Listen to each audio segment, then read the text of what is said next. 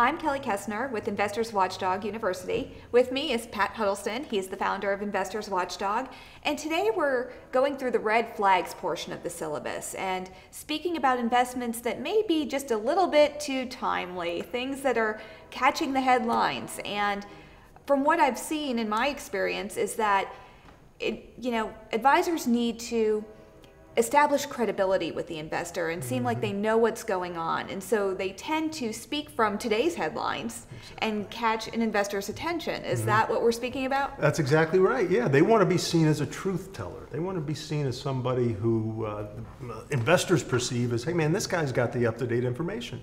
And so they will tell you about something that you read in the headlines, pretending that they don't know you know it already, just so it registers in your brain, hey, that's true. You know what? I read that in the paper yesterday. This guy's up on his stuff. He understands what's going on. And so ideally for a scam artist, 95% of what he tells you is going to be the truth, the gospel truth that you can go to the newspaper and find it.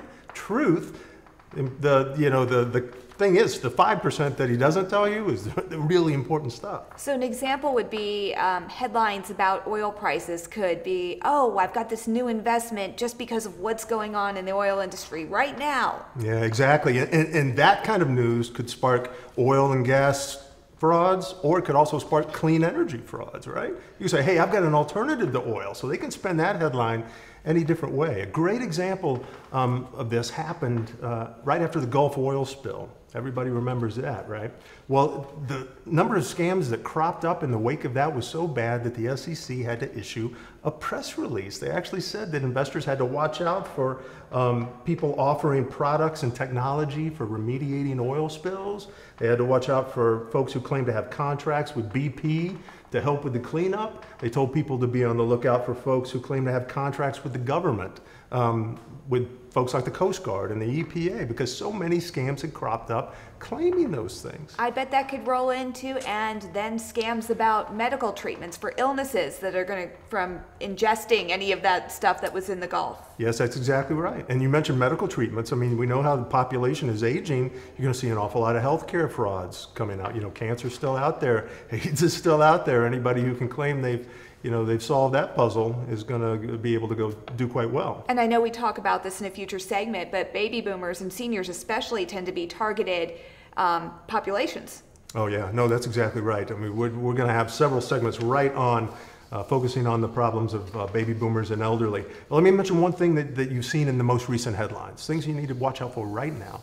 What's been in the headlines more since 2008 than sort of turmoil in the financial world, right?